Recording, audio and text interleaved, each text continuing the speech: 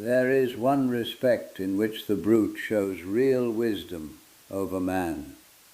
The animal lives entirely in the present. When it suffers, it suffers. When it is done suffering, it is done. It has no power to carry the pain forward or look back on it. It does not anticipate tomorrow's misery. It does not grieve what yesterday cost it. Man is different. Man has reflection. And reflection is a machine for condensing and storing suffering. You feel a pain, and then you feel it again in memory, and again in anticipation, and again when you compare it to how things should have been. The brute suffers once. Man suffers 3 times, before, during, and after, and yet we pity animals. We tie the dog to a chain. We shut the bird in a cage 1 cubic foot wide, where it no longer sings, because in a cage it does not sing for pleasure.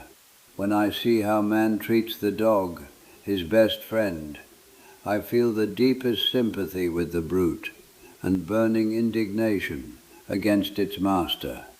Here is how you know existence has no positive value in itself. Boredom.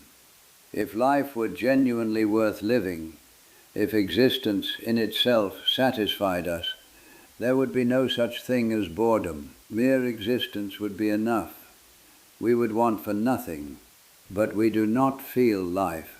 We only feel it when we are striving toward something, when there is distance between us and a goal. The moment we reach it, the illusion dissolves, and then boredom returns, like a bird of prey hovering over any life that has become secure from immediate need. The will, which drives everything, is Lord of all worlds. It belongs to everything, and therefore no single thing can satisfy it, only the whole, which is endless. So the individual goes through life perpetually wanting, occasionally getting, immediately wanting again. The scenes of our life are like a mosaic seen too close. There is nothing beautiful in them unless you stand some distance back, and by the time you are far enough away to see it clearly, the mosaic is nearly finished. Let me be precise about something which people persistently misunderstand. I do not condemn suicide in the manner of the clergy. They have no argument worth examining. The Church brands it a crime, yet cannot find a single passage in Scripture that forbids it. They declaim. They call it cowardice. They offer insipidities.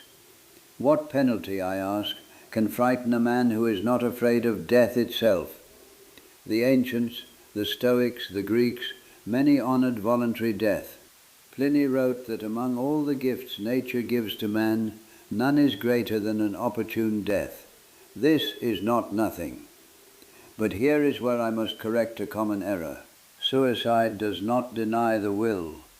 It is the will's most violent assertion.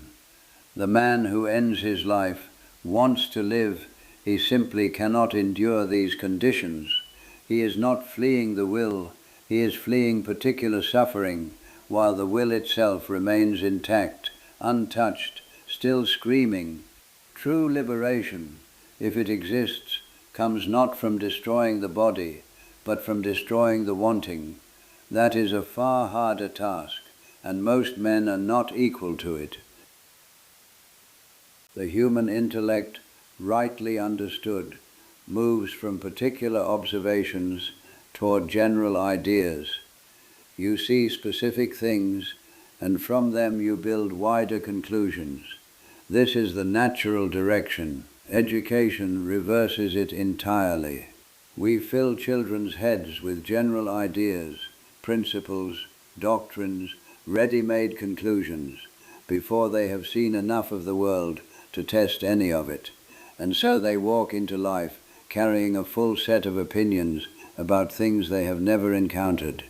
When reality finally arrives, they do not correct their ideas. They reject the evidence. They have too much invested in what they were told. This is how a man carries wrong notions all his life long, not because he is stupid, but because he was taught before he was ready. No child under 15 should receive instruction in anything where serious error is possible. Philosophy, religion, any wide view of existence. The faculty of judgment is the last to mature. To instruct it before it exists is not education. It is the planting of prejudice. And prejudice, once rooted in a young mind, is almost never fully removed, whatever life later tries to teach.